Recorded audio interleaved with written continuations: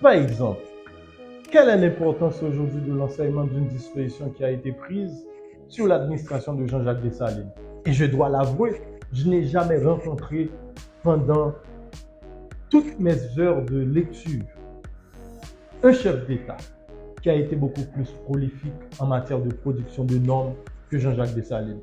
Mais j'ai rencontré des professeurs qui enseignent l'histoire du droit en Haïti, mais qui n'ont même pas une connaissance de cette disposition.